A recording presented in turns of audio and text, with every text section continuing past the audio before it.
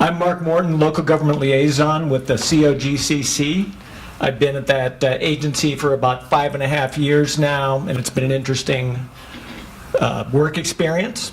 I will tell one quick story. When I was thinking about joining this agency, I thought maybe I should attend a couple of public meetings just to see what it's like. So I went to Arapahoe County, their fairgrounds public meeting, and suffice it to say, it was colorful and it was energetic, and the people stayed. And see if this slide thing works. So I manage the LGD program, Local Governmental Designee program. That's kind of the toolkit in our rules for local governments to participate with our agency on regulatory stuff, and citizens to that extent. But it's basically, I look at it in one way, it's a voluntary program. We don't force local governments to join. And the analogy is taking a horse to a trough of water. You can take him to the water, or her, but you can't make them drink. And that's sort of similar with the LGD program in a way. There's all sorts of tools, available processes, various things that local governments can do, but some don't do anything, some don't even participate, but there are a number that are very active. So what is this program? The LGD program, it is voluntary, as I said. It is used at the local government's discretion, the tools that are available in there.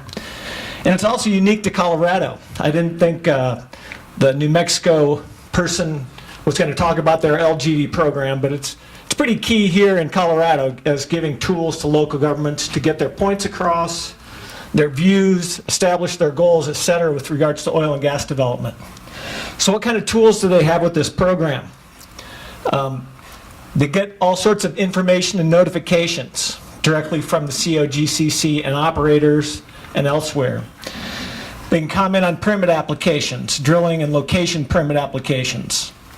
They can request CDPHE consultation if they desire. They can request operator 5-year plans if they're a municipality, as part of our recent Governor's Task Force rulemaking. They also can take on some responsibilities if they go down the road of being active as an LGD. And that can mean taking training that's offered, facilitate or attend public meetings. They have to disseminate information to the citizens and colleagues and elected officials.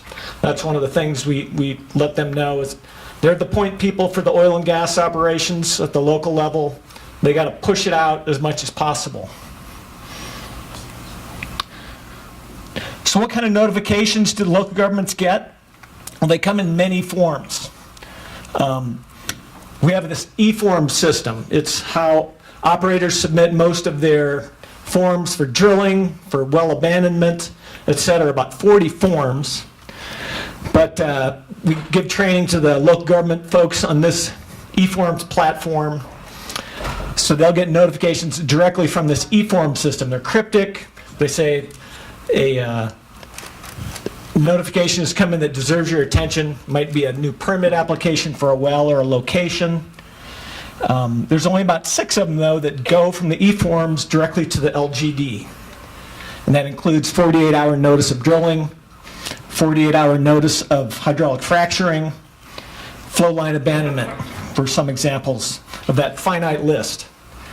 Operators are required to notify local governments on various things. Reportable spills, flaring during drilling, H2S detection, seismic exploration permitting. And these come in a variety of forms. There's no requirement for how an operator informs the local government for this. It can be a phone call to a voicemail box.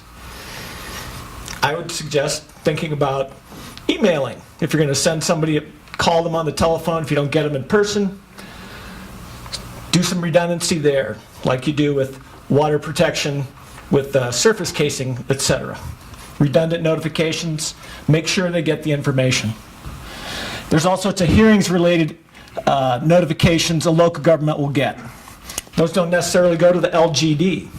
They typically come out in paper format, and the LGD may or may not receive those eventually. Some numbers. There's about 165 participating LGDs now in the state, 56 county, over 100 cities and towns, and special districts. We've added 32 local governments to the program that have joined the program since I started in 2012. So we've got a lot more local governments that are participating. There's over 100 references to the word local government in our current COGCC rules to give you an idea of how important local government involvement is to us at COGCC. There's going to be more once the flow line rules kick in on May 1, and our rules get bumped up by 20 pages or so, from 213 to 235 or so pages. To join the program, they merely have to submit one of these forms, and this is the Form 29. It's a prime number. I process these. We're working on a new process to do it electronically, but they do have to send in a form, let us know their email, and a reminder, I think there's 20 or so LGDs here today. If you ever change out the LGD, you got to change that email address and let us know about it. Otherwise, you may not get your notifications. So that's important. Put it in red. Email address. Keep us apprised via a new Form 29 if you're going to change. Some observations that I've seen being part of this program as local government liaison. There's only a few local government designees, about 4 or 5, that work solely on oil and gas. Kirby's one of them. I got about 5 minutes. Okay, do you guys want me to stop? Okay. There's a wide spectrum of attitudes on oil and gas across Colorado. Counties and municipalities are not always in alignment. They usually are, but that's why we have the municipal opportunity for local governments. What I do, I help LGDs navigate our website, provide training, encourage use of plain, easy to understand language and terms, because when you're dealing with citizens, they don't work on oil and gas every day. They really don't. Most of the LGDs don't. So you got to use simple, easy to use terms and language when you're dealing with these folks. LGD training opportunities, you can go to our website on this page down at the bottom. It tells you all about the types of trainings that are available. Got one coming up in a month. I think it's full, but let me know if you want to get in on this training, or a topic-specific training, or one on our website use. One example is the use of our daily activity dashboard. Fantastic tool to get to 7 key sets of information. Anybody use that yet besides me? It's pretty awesome. So where do we go from here? A couple suggestions. A couple of upgrades ideas that we can think about. Create a community relations unit at COGCC. Wait, we did that. We just did that. Got a new manager of that unit, Mike Leonard. I now work for him, as does our complaint specialist. Might be time for a rulemaking to clean up some of the variable language on the local government involvement. It's a little consistent on notifications, how they go out. Can an app be developed to tally notifications that go to a local government? Is there an app for that?